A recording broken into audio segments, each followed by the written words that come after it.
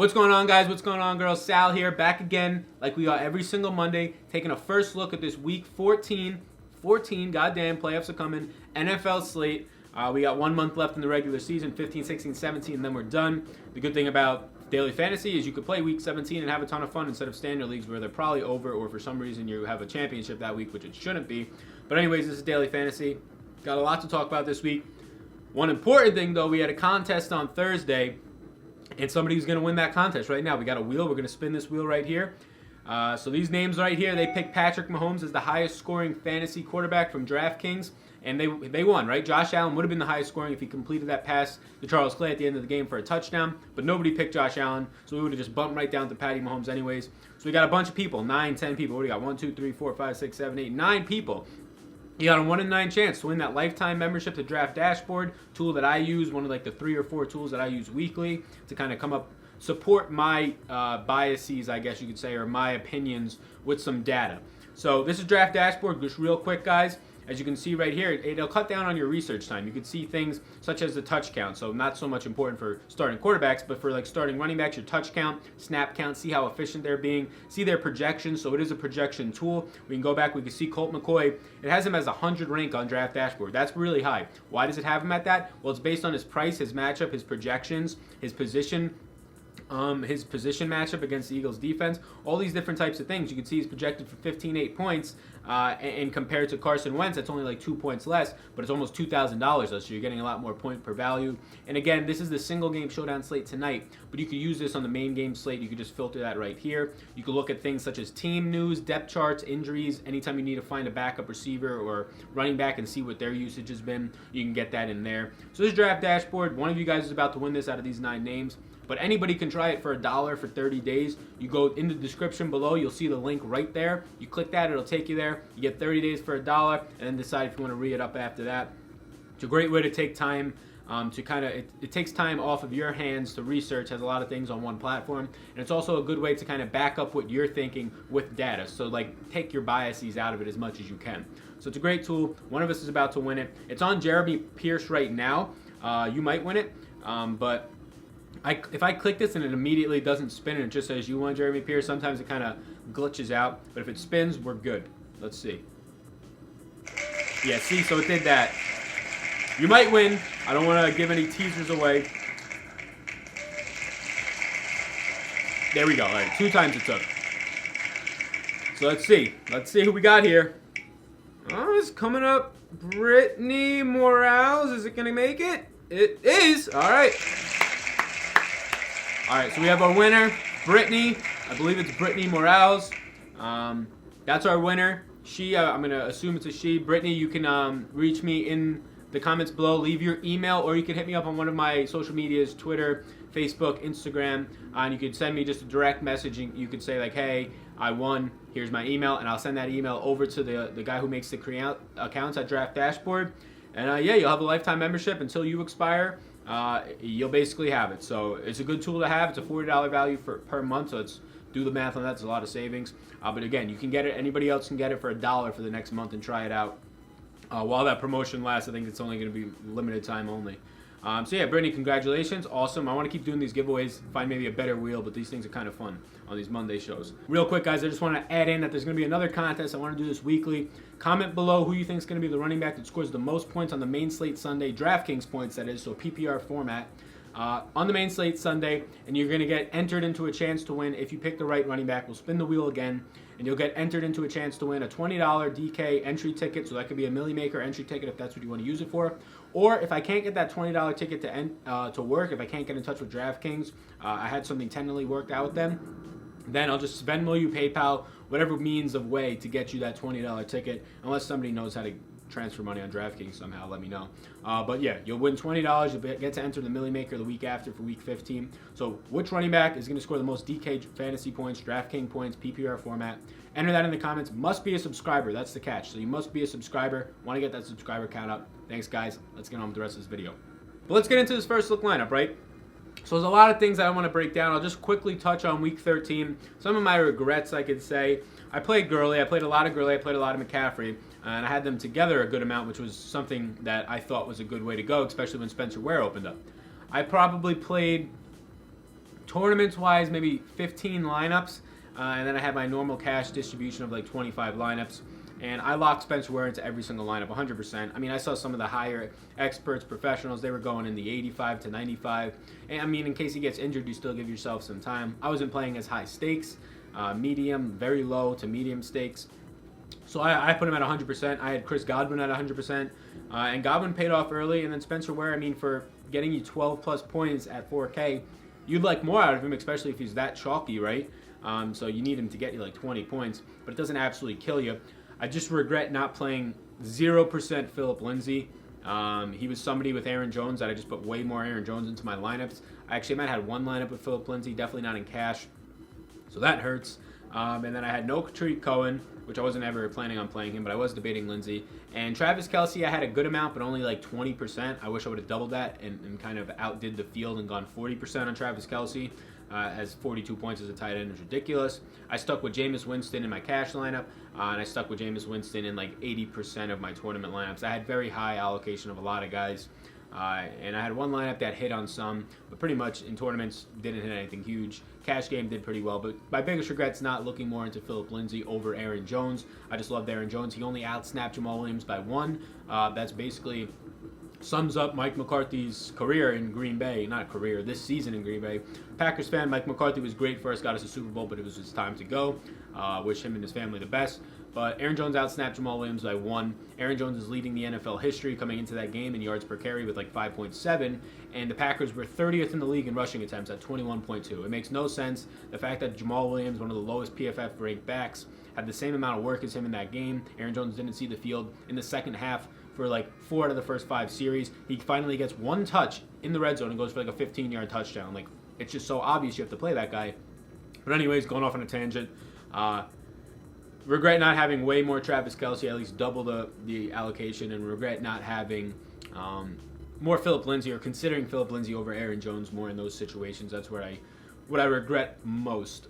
But again, looking back on it, Aaron Jones was a pretty solid play.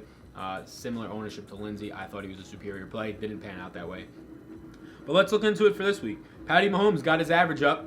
He's 7K now. His price comes down as he has a little tougher matchup against Baltimore. But again, he's at home. He's had tougher matchups in the past, and none of them are that tough. His floor is 20 points this year, and his ceiling, like we've seen, is 30 to 40 plus points, right? So he's 31 points per game now. He finally got up there wholly. Patty Mahomes is always in play, right? At 7K, his price drops His price is dropping $600, even though he went for 30 plus again. Like, this man's absolutely a nut. It doesn't matter where he's really playing. He's going to go off. 27 to 33. It's not that big of a discrepancy. It's a big discrepancy, but it's not going to kill you if he scores 27 at home, right?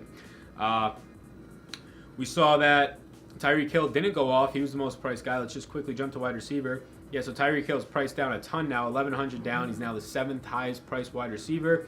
So that's definitely something to monitor. Tyreek Hill now in half of his games this year hasn't even hit 15 points. He's very much boomer bust. At his price last week, I had no allocation to him. I didn't want to touch him. If he was going to be super low owned, I would have in tournaments. But it seemed like he was like 25% owned. I didn't see what he ended up coming in at. But it seemed like he was high ownership. We could actually go to Fantasy Labs, and I'll try and do this because we can kind of check what his ownership was. If we go to NFL and we go to ownership.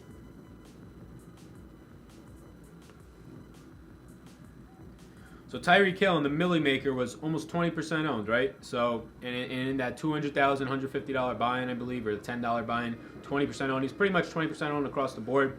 I didn't want 20% owned Tyreek Hill to go up against. Yeah, he could win you a slate. I just didn't want it. This is actually a great tool to use. You have to go to Fantasy Labs. There's a link in my description. Not an affiliate link, just I love using the tool. And they got a lot of stuff. They have their models, but this is just their ownership. Let's try and build a lineup, though, right? Let's look at these quarterbacks more. Big Ben on the road, but he's against Oakland, worst pass defense, or one of the worst pass defenses out there, DVOA. And I should take that back. They're a really bad rush defense. They're also a bad pass defense, but they get blown out so many times that they actually keep quarterbacks to like under 300 yards. They haven't allowed a 300-yard passer this year. Even Patrick Mahomes, I believe, only went for 295 yards against them, if that's correct. Yeah, so they haven't allowed a 300-yard passer, but we could see you could still get it done through the air. They're Swiss cheese on their defense. I like Ben Roethlisberger a lot, but I'm going to guess that I like James Conner if healthy. We saw a couple injuries come out this past week, none really at the quarterback position. But we do have to monitor some people like Joe Flacco still. But yeah, definitely the Steelers are going to be interesting this week at Oakland. as big favorites. Drew Brees against Tampa, 6,600. I don't know how he's not the most expensive QB. He had his pretty much worst game the past 2 times out there, especially this past time against Dallas. But now he goes in good weather. Yeah, he's on the road, but he's playing Tampa, the team to get right against. We got Rivers, who's having a great year at home against Cincinnati, and he's only $100 cheaper. So we have tons of great matchups for top quarterbacks. Big Ben, we got Big Ben, Drew Brees, Phillip Rivers so far, all great matchups. Phillip Rivers continues to get it done. I'm having an MVP type year if it wasn't for Patrick Mahomes, if it wasn't for Drew Brees. Mahomes probably separating himself at this point. Jameis Winston, 6,200. His price comes up at home against New Orleans. Again, another great matchup. There's tons of great matchups for these higher-priced QBs. I don't think this is a week that you want to go down. Green Bay, at home. Coach just fired against Atlanta, right? I don't think Aaron Rodgers, anybody wants to touch him. I think he'll be a very interesting tournament play since now his coach is fired. Maybe that rejuvenates him a little bit. Gets better play calls in there, wants to come out and beat a team, Atlanta, and they've had a kind of like rival against the past couple of years, seen them in the playoffs, seen them in the NFC Championship game. This could be a great spot. So all these guys have incredible opportunities. Andrew Luck in tournaments could be interesting as a bounce back week. They got goose egg, very weird game for Andrew Luck and the Colts. Lamar Jackson against the Chiefs, 5,700. This is somewhere even more interesting you can go. Lamar Jackson, again, got basically hit value, got right on hitting value. Maybe he came up 0.1, 0.2 points short. But he's doing this all with his legs again, 75 yards once again, averaging like 80-plus yards a game on the ground in 3 games, going up against Kansas City, who they just let rushing yards go in a game where he should be down big, so maybe get some throwing as well in there. Matt Ryan against Green Bay, not terrible, but on the road, Matt Ryan in the cold, not sure I want to touch that. Josh Allen, like I mentioned him, this guy is running the ball, right? Basically back-to-back weeks of 100 yards, just absolutely going off. He actually did score more, but did he score more points than Patty Mahomes, 33.7? Yeah, so he actually did. There was like a stat correction, I'm assuming. When I saw it was only 32 point something. So Josh Allen actually did score more than Patrick Mahomes, but nobody picked Josh Allen in the chat or in the comments, which makes complete sense. I'm not really sure why you would. So just going to see Russell Wilson's not on this slate. I want to see what he ended up with. I know he didn't have a lot of yards, but I think he threw for 4 touchdowns. So yeah, Patty Mahomes, definitely the highest scoring QB that was picked in the chat. If for some reason that's not true, I'll go back and I'll change that. So yeah, let's see. We got a ton of good options up here. I mean, we have Baker for a little bit cheaper. He had a bad week, but coming off, a bad week in terms of what he was doing previously, the week before. But against Houston, not terrible actually when you consider the defense that he was going up against. Almost throws for 400 yards in a game where they're trailing the whole time, so it's more game script, throw the ball more, not giving the ball to Chubb more, even though he got a goal line touchdown, Chubb. Yeah, lots of good matchups here that I really like. Carson Wentz is priced down at 5,400. We're seeing Matt Stafford approach the 4K range, just been not able to get anything going on that offense at all. Very slow, and they just don't have weapons outside of Galladay, maybe Theo Riddick if you want to say that much. I think I've gone to Jameis back-to-back weeks in cash in my final lineups. I like Jameis. I like Rodgers. I like all these guys, right? I think this week is going to be a week we don't see anybody go for Mahomes based on this right here, ranked second, and based on the value right below that. Big Ben on the road is never something I really want to touch. Oakland, obviously, a great matchup, but in cash, maybe we can get something safer. Drew Brees against Tampa Bay, that's like a tournament. That's a tournament winning. That's a cash winning strategy right there. Tampa Bay can't stop nothing. Last time out against Tampa Bay, week 1, had a great game. That was at home, of course, but just had probably his best game, one of his best games of the year. 439 yards, 5 touchdowns. At this point, it's choose who you want, right? Do you want Jameis? Do you want Brees? Do you want Rivers? They all have great matchups. Brees is the only one that's going to be on the road. Right now, 6,600 is a lot, right? And I'd rather pay cheaper. Jameis 6,200. That's a $400 difference. We'll see if we need that money. But right now, I want to take the guy who's in the MVP race, who's coming off a bad game with extra rest since he played on Thursday, and he's going up against one of the worst pass defenses in Tampa Bay, right? Yeah, they just picked off Cam Newton 4 times. I don't think Brees is going to throw 4 picks, especially since they just came off that game. Maybe he'll get back to kind of playing how he should. But we'll go through this, and if we can't fit it, I'm fine going down to Lamar Jackson if it gives us a better running back, or I'm fine going down to Winston if it gives us, or Rodgers if he gives us a better running back. I honestly like Rodgers a lot because I don't think anybody could guard Devontae Adams, and I kind of want Devontae Adams in my lineup, 8,400. We can maybe get to that. So let's see here. It's first week of fantasy playoffs. I got McCaffrey in both my fantasy football standard leagues. He's got a great matchup against Carolina. He continues to crush. Limited touches too, right? Like he had 10 carries and he still goes for 100 yards. Almost broke off a long touchdown, but then he caught a touchdown pass right on the next play. And you can see just his role is absolutely insane. Like limited touches on the ground, but he still ends up with 19 overall touches because his pass game role is just absolutely nuts. It's bonkers. Man scored so many touchdowns. Let's see. 1, 2, 3, 4, 5, 6. 6 touchdowns in the past 4 weeks. 8 touchdowns in the past 5 weeks. Just absolutely nuts. 10 touchdowns in the past 6 weeks. He hit touchdown regression pretty hard. Positive regression coming back to actually scoring some touchdowns. So I want to play McCaffrey. Saquon's just basically matchup proof due to his pass game, all right? His floor is 20 points. Yeah, he scored this 14. That's kind of out of the way. Maybe you could say it's that. But his floor for the most part is 20 points. Overtime, he had that big run, 29-yard run. That helped him out get that 100-yard bonus. Got some work in the passing game. Not as much as you would expect from him. But in a game where they were leading for the most part, they kind of gave him the ball on the ground. Got 24 carries, over 22 carries, I think, for the second time in his short career, his rookie campaign. I like him there. Zeke's been eating, right? Zeke's been absolutely tearing up every single defense that he plays. Even New Orleans, who's a good rush defense, at home now against the Eagles, who do have a good rush defense, but it doesn't matter for Zeke, right? He dominated the Eagles a couple weeks back on an island game. He scored 40 points against them. It really doesn't matter for Zeke. Oh, see this? This is going in there. Right, see? Who's playing Atlanta? Aaron Jones killed me last week. He got 15 points, so he didn't absolutely bury me, but for a guy that I needed 20-plus points out of, and it's more so Mike McCarthy. Mike McCarthy's now gone. You don't know where that offense is going to go, but you're going to imagine everybody in the world knows that you should have been playing Aaron Jones over Jamal Williams. Not a 50-50 split like it was this past week. That might scare some people off, but in cash against Atlanta, people against Atlanta have just been getting dominated. And look at Aaron Jones' stats since he became the starter, which was basically against Miami. It was his first full-on run at being the main guy. New England was a little bit of that. But 35, 27, 15, 18, yeah, it's coming down, but I don't see it to continue to come down. This week's sort of an outlier because he did split work with Jamal Williams, 39, I think, touches or snaps to 38, 38 snaps to 39. Aaron Jones getting one more snap than him, which is just ridiculous. Phil Bin, the head coach there, been with the Packers for a while. Imagine that he's going to get him more involved. I can't see it happening any other way. Atlanta's just an absolutely great matchup. Give me that all day. 70-100, that's a great savings for us to get one of our main guys in there. Then we got Alvin Kamara against Tampa Bay. Now, Alvin Kamara has been struggling, but he still has that floor of double digits based on his pass game role right here, right? In a game where he goes for 36 yards, no touchdowns, he still gets you 15 points because he can catch 8 balls. He was bottled up. Tampa Bay, like we know, against pass-catching running backs, they're pretty close to being as bad as the Cincinnatis, the Atlantas, the New York Giants of the world. And I like him in this situation. We saw what McCaffrey did last week. We saw against Tampa Bay. So I like this situation a lot right now. We saw what Saquon did the week before against Tampa Bay. They just got the work, right? They got double-digit targets. They got some catches. We'll plug Alvin Kamara in there right now. And he's basically got the same role as Christian McCaffrey on their respective teams. They'll probably get you around 15 touches on the ground, but then you're looking for double-digit targets basically each week. At least 8 targets each week from these guys. We don't know what's going on with James Conner. He came out of the game. If we go down a little bit more, Philip Lindsay's price kind of staying the same. He gets San Francisco on the road, but Philip Lindsay basically taking over that main horse role out there. He only had 1 catch, but they were in pretty much control of that game the whole way. He had 20 touches overall. Philip Lindsay at 6,300 is another great play.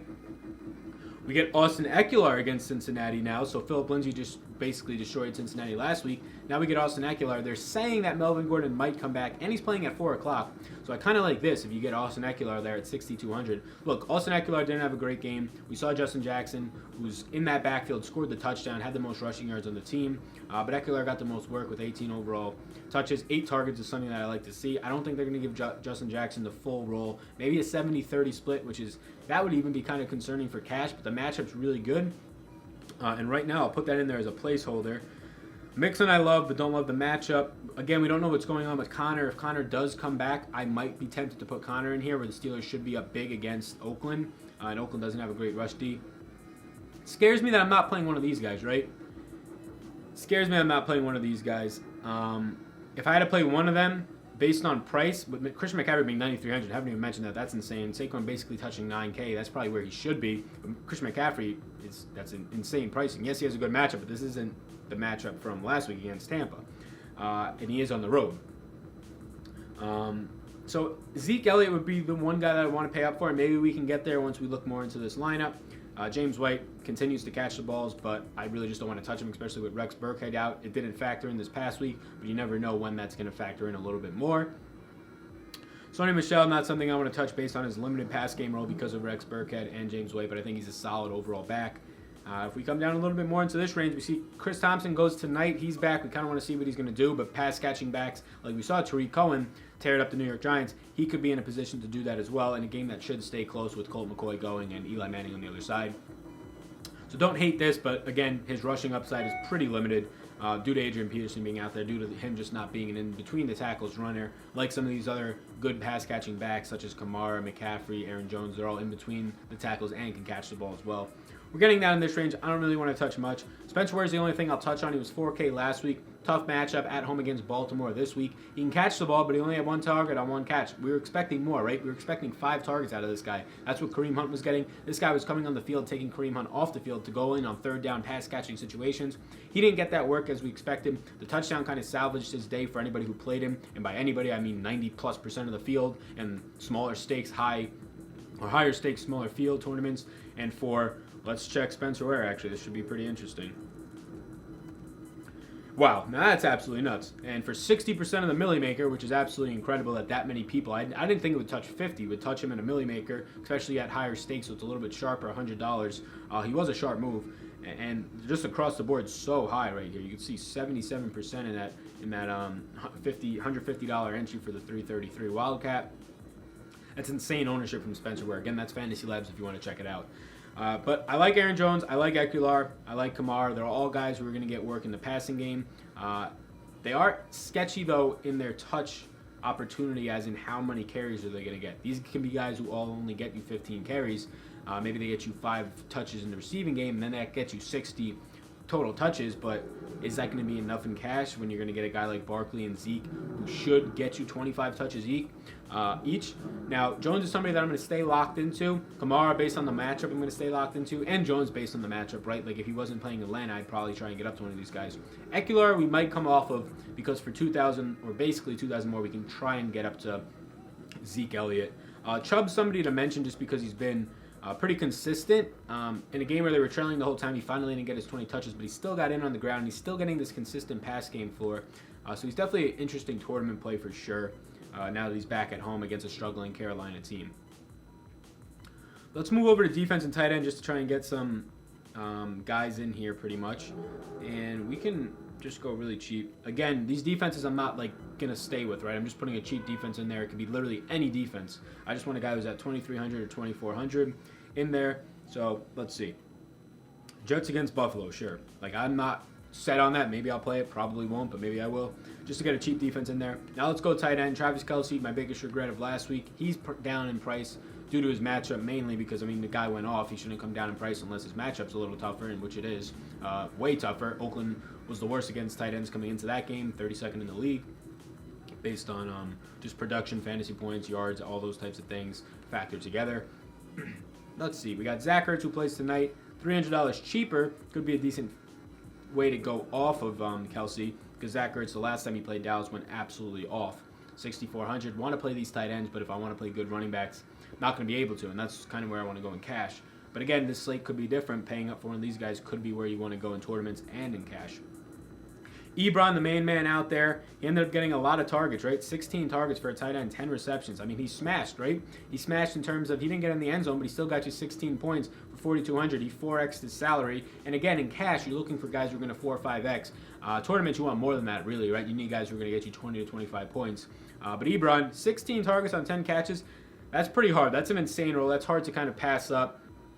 Houston hasn't been all that good against tight ends, basically pretty bad against tight ends. You can see the rank here is pretty close to what they've been. I think they're bottom 5, though. That's bottom 6, close enough. Kind of want to pay up for Ebron at 5,700, but can we get any other value down here? Gronk, a lot of people went right back to him. He didn't do much. He's going to be an interesting guy at 4,800. He's very cheap. See where he lands later on in the week. David Njoku, another guy who got a decent amount of targets, just no work really catching 3 balls for 8 yards. That's not going to do it for you. I kind of want to pay up at tight end. I usually like paying down. This is kind of like a different slate strategy, but there's nothing down here. Thomas has caught a couple of balls for touchdowns. If we pay up at tight end, there's no way we're going to get up to Zeke. But I like these running backs, right? A little bit cheaper, sure. It's dangerous not to have McCaffrey, Barkley, or Zeke because probably one, if not all 3, are going to go off. But I do like Ebron against the Titans, right? Ebron last week was the chalk. Might end up being the chalk this week. The only thing is, at tight end, you can pay $700 more and you can get up to Zach Ertz. You can pay $1,000 more, which is a good amount of money, but you get Kelsey. But I do like Ebron, 16 targets. That's just so hard to pass up, right? 10 receptions. 7 targets when Doyle came out midway through. 2 tutties in that game. Like, ran one in. Like, this is just incredible usage. Ran one in the week before. Touchdown regression, maybe it's coming for him, but 16 targets, there's no way it's coming for him. With 10 receptions, there's no way. Sure, he's not going to get 16 targets every week, but I think his role is very much 7 to 8 targets a week as basically the main guy out there because T.Y. Hilton's very inconsistent for the most part, a deep threat type of guy. So let's put Ebron in there, and we'll see where we can go. So we want to pair typically a wide receiver, and with $4,600 to spend each, due to the fact that we went up at tight end, it's going to be tough to get somebody like Michael Thomas, but that's kind of where I want to go in cash. But then you can see it's basically impossible. So can we get Michael Thomas if we do go down at tight end? That's the question to ask ourselves. David Njoku at $3,900 is not a terrible option. You have to find way more value, though. Coming down a little bit more in here. And, I mean, we have Kamara. So Kamara means that we don't need Michael Thomas. But Michael Thomas against the Tampa Bay, he should be a guy who's finally going to come out of it. Let's put Michael Thomas away, and let's go back to Ebron real quick. Because Kamara's a guy who you're going to try and get the value out of him out of that passing game, right? So that's somebody that you could pair up with Breeze if you want some correlation there. Let's see at wide receiver now. We need 3 wideouts. We're going to need a cheap guy for sure if we want to get up to that 7K, low 8K range. Probably not even going to touch the 8K range. Julio Jones against the Packers. He destroys the Packers. Had a huge game in the playoffs. Had a 300-yard game against them one time on like Monday night, or a 280-yard game against them. Great matchup, $7,900. I don't know why this man's price keeps going down. Maybe because he laid his worst game ever. The last time he had 18 or less receiving yards, the next week he went off for 300 yards. Kind of want Julio, right? Kind of want Julio against nobody that can guard him. Look what that does to our remaining salary. There's just so many guys that I want. Maybe this means that we come down at QB. And again, this is a first look, so this is just me thinking through this whole thing right now. Maybe this means we come down at QB, right? Maybe this means we go there. If only we can go there, right? It doesn't work like that. All right. Let's put Breeze back in there. Let's see what else we have at wide receiver. Devontae against Atlanta. How nice does that sound? Holy shit, that sounds incredible. Let's see if we can do this. Aaron Rodgers, Devontae. Devontae is the most consistent guy in the league, right? Look at this. He had the #1 receiver week on the main slate. Should have had another touchdown. It should have been like a 60-plus yard touchdown. Rodgers overthrew him. He beat the safety and the cornerback. This man's absolutely insane. He's been demanding respect, and he, for the most part, deserves it, right? He's getting volume, he's getting production, and he's getting in the end zone. I had a tweet a couple days back. You can go in my description and find my Twitter. I tweet about DFS, football, basically only that. And I had a tweet. He's leading the league in red zone touchdowns, basically everything in the receiving category in terms of production since the beginning of 2016. Out-dueling DeAndre Hopkins, Antonio Brown, by far Odell, Julio, all these guys in red zone production, in touchdowns, also up there in receptions, things like that. So I kind of like stacking this at home in a game where they got a new offense. You know Adams is going to be the main point. Now you got 3 guys in your cash game lineup from the same team, so if they kind of lay a duck, it's going to suck. So again, this is just me working through it. Ebron's a guy that I want, but if I can go down and get somebody better at other positions, I would definitely do it at tight end because he can lay an egg any single week. Benjamin Watson, I don't really want. Antonio Gates, I don't really want. Oh, here's a guy that I like. Ian Thomas. Greg Olsen went out. It looked pretty bad. Not sure if he's going to be back. He had to get on the cart. Ian Thomas came right in. 5 catches, 5 targets, 46 yards. He's going in at 2,700. Almost a stone minimum. He allows you to get up to this Rodgers-Adams stack. Doesn't let you get to the Breeze. He would let you get to the Breeze and Thomas stack. Maybe not, but then you have to find some really low value at wide receiver. I like that a lot. Coming right back here. Kind of like this a lot once again. He's cheap. He's too cheap. He goes up $1,000. Every single game. Chris Godwin, I think, has started 3 games now. And he's averaging basically 100 yards in those 3 games with a touchdown. Started the last 2 games last year, and they were kind of resting some players. Started last week with Jackson out. Deshaun Jackson doesn't want to be there. Not even sure if he'll play. And this is what he did. Limited targets, caught a deep ball, got in the end zone. Should get more targets, should get more work against New Orleans.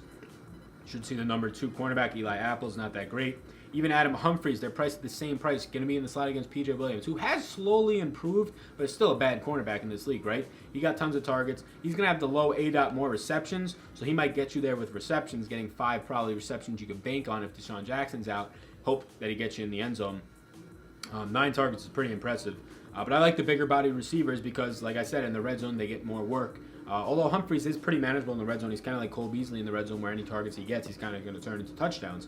But I like where we're going with this right now. At 4,100, if we could find one more value wide receiver who can get production for us, I think we're looking pretty good. So one more wide receiver that could get us some value. Curtis Samuel outsnapped Torrey Smith. He was on the field like 90% of the snaps compared to like Torrey Smith not being out there at all. He gets 11 targets, 6 receptions. Decent matchup against the Browns.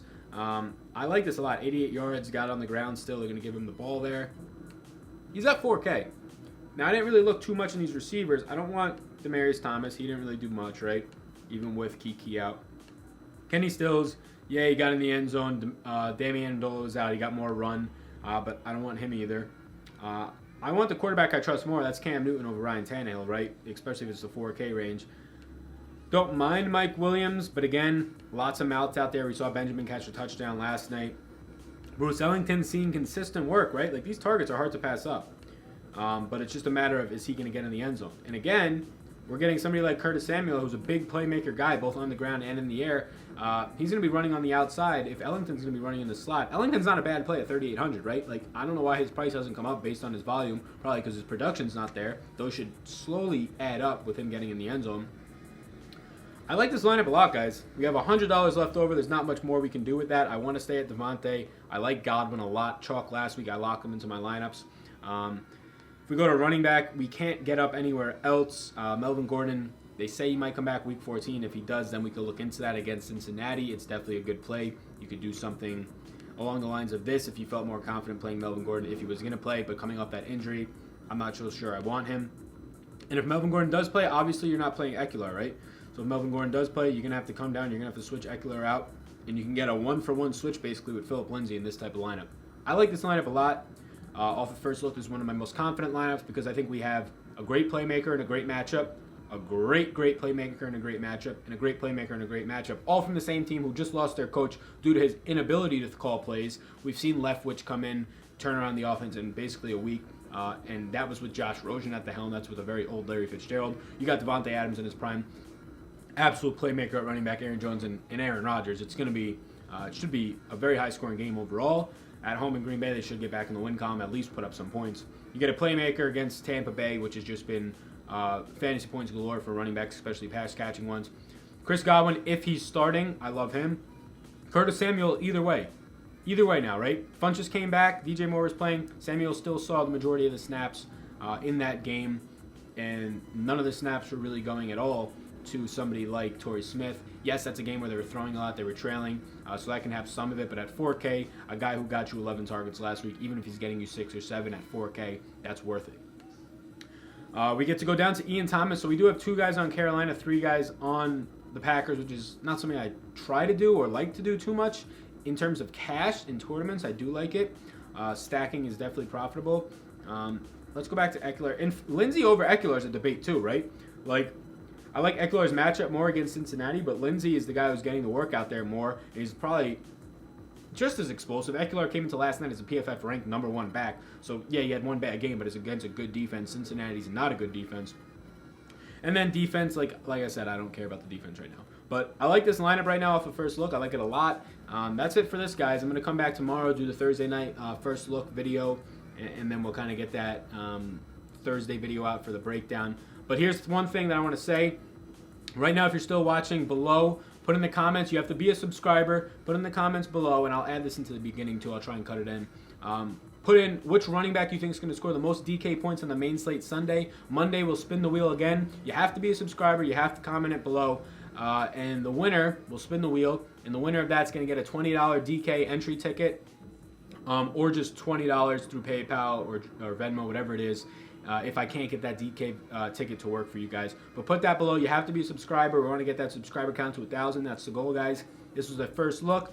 Best of luck to everybody. Make sure to check out Draft Dashboard if you haven't already. That's in the link right below. You can see that in the description. Click that. 30 days for $1. My name's Sal. Best of luck on the Monday Night Slate. Peace.